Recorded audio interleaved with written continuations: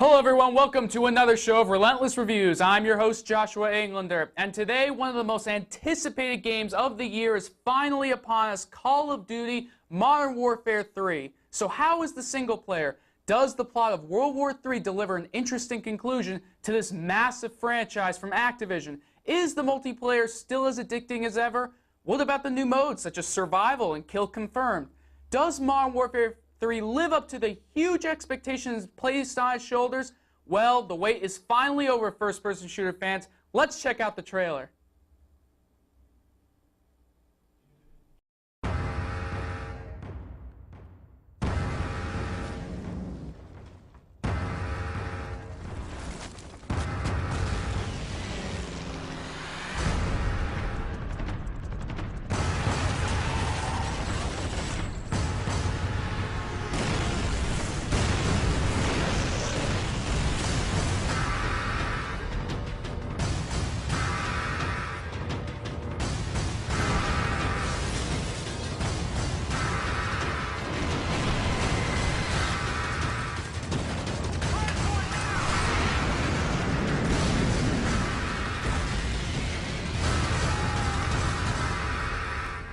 It doesn't take the most powerful nations on Earth to create the next global conflict.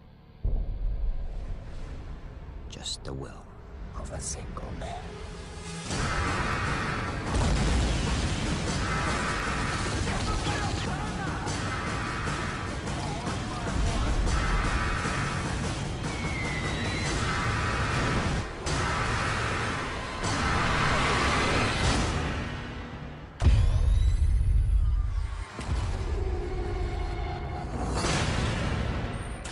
Call of Duty Modern Warfare 3, product not yet.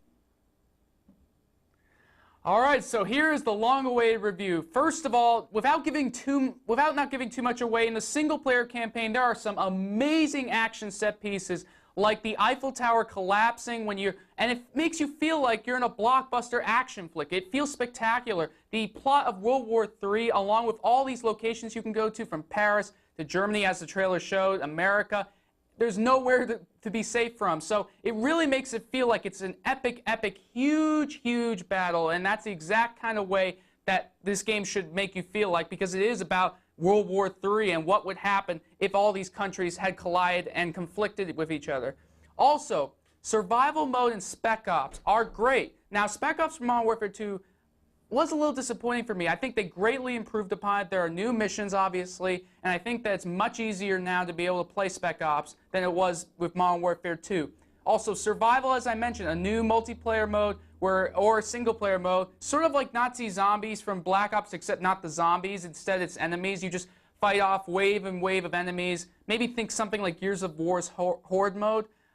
It's great. It's a lot of fun. You know, Call of Duty gameplay combined with that was a good idea, and I'm glad they put that in. Also, the multiplayer, what else can you say? It's one of the most addicting multiplayers out there. There's so many weapons, so many modes, so many variety of maps. I mean, the variety of maps is not as good, I'd say, as Modern Warfare 2, but there is variety there, and I think that's definitely, without question, it's the biggest reason to get Modern Warfare 3. Don't kid yourselves. Also, but to be fair, there are plot holes, and the ending, I'm sorry. I mean, for the single player, I know that, as I said, multiplayer is the main focus for most gamers, but I am someone who still wants a good single player experience, and unfortunately, the story just doesn't cut it for me. There's, like I said, a bunch of plot holes. The ending I really didn't like. I think it just sort of wrapped everything up. The ride there was like a crazy roller coaster, but it feels sort of dissatisfactory. So that's got to be a negative for me. I think also, this is not really a huge complaint, but there really wasn't any major changes in the gameplay. Now, I know that you would say, well, if it's working, why try to change it? But I feel like just make some kind of major changes. Even one or two would have, I think, been more satisfying. Really, there were a few minor tweaks, like you can now have more than one attachment to your weapon, which is cool, but it just isn't really something that you're going to say, oh, well, this is without question different from Modern Warfare 2. I just feel like in that sense it's very similar, maybe even a little too similar to Modern Warfare 2.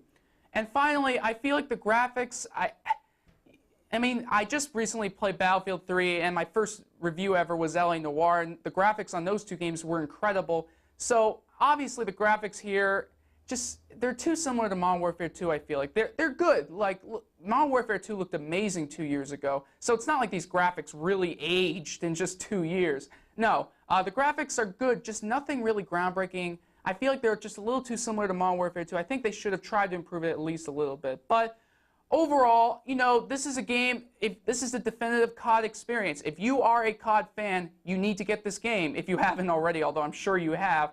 But if you're someone who is not a COD fan, just isn't worth it. I feel like that's why I can't give it a 9 or a 10, because it's not a game that everybody should play. It's only for the people who like Call of Duty, who like first-person shooters.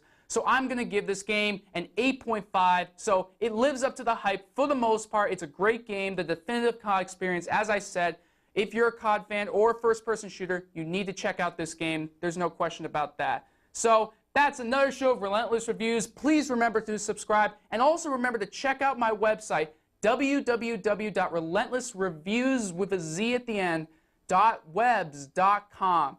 Thanks for watching.